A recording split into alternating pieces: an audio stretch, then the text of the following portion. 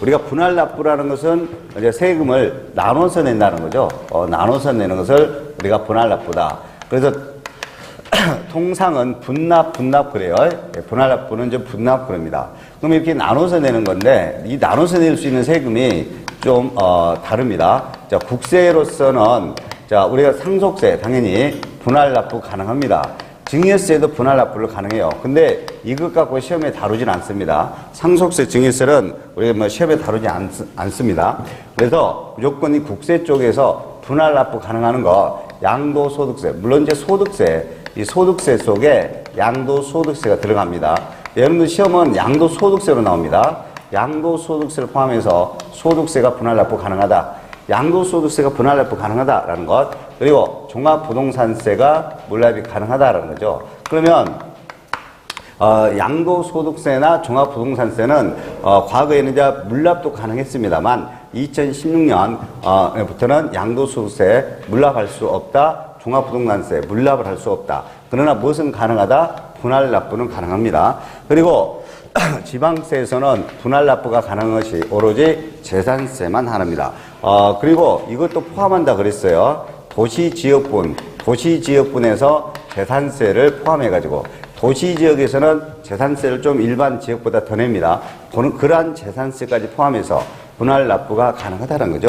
그죠? 그래서 여기 물납이 가능한 거하고 분할납부가 가능한 거하고 세목이 동일하다 그러면 틀립니다. 다르죠. 그래서 앞으로 물납 및 분할납부가 가능한 거 나오면 상속세하고 재산세만 물납도 가능하고 분할납부도 가능해요. 근데 상속세로는 거의 다루지 않으니까 거의 재산세만 답으로 낼 가능성이 높습니다. 주어진 자료상에서 물납 및 분할납부가 모두 가능한 것 그러면 두 개죠. 상속세, 재산세 두 개인데 거의 실제로는 재산세만 답으로 할 가능성이 높죠. 왜 그러냐면 이 상속세는 우리가 그 중개사 시험에서 출제하는 범위는 아니니까요.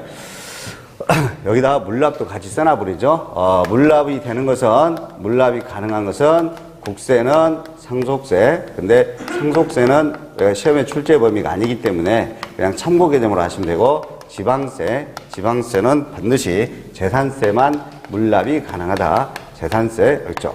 그래서 물납도 가능하고 분할납부도 가능한 거 그러면 재산세를 꼭 답을 해줘야 돼요. 물론 상속세도 그래요. 상속세도 물납, 분할납부가 모두 가능하는데 재산세로 거의 정답으로 될 가능성이 높다. 그리고 이제 분할납부하고 물납하고 하여튼 다르다는 거, 세목이 좀 다르다는 것만 정리하시면 돼요. 거의 올해, 여기서 거의 출제 가능성이 높습니다. 거의. 예. 이 부분이 좀 개정됐기 때문에 그래요. 이 그러니까 양도소득세나 종합부동산세는 작년까지는 물납도 가능했어요.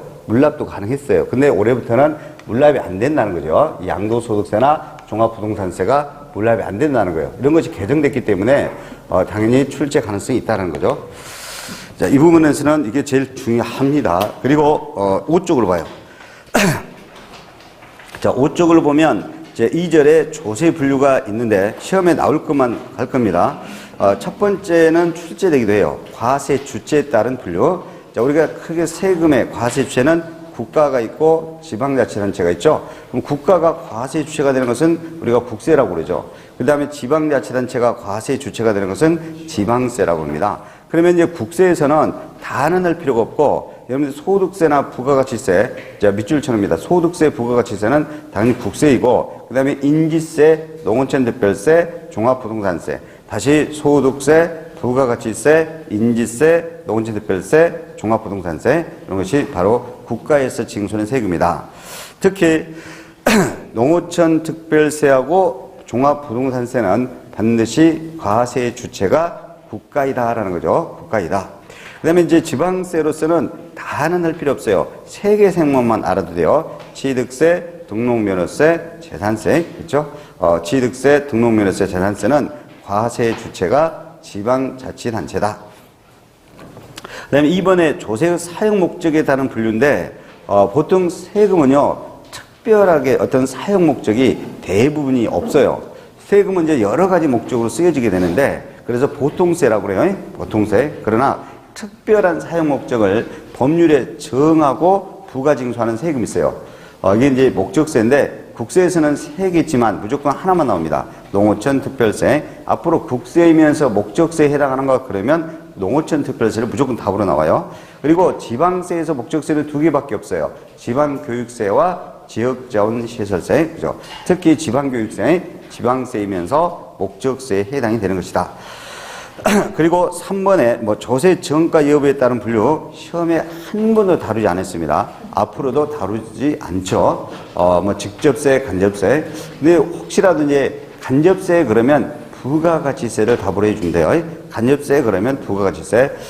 이제 그 사업자에 의해서 그 재화라는 것 또는 어떤 용역 등이 제공됩니다. 사업자에 의해서 이렇게 공급이 돼요.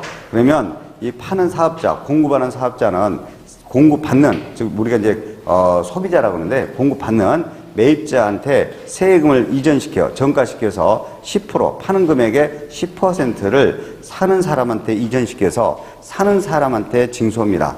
가지고 파는 사람이 국가를 대신해서 징수해가지고 파는 사업자가 세무서에다 신고 납부합니다. 이런 세금을 우리가 간접세라고 그래요.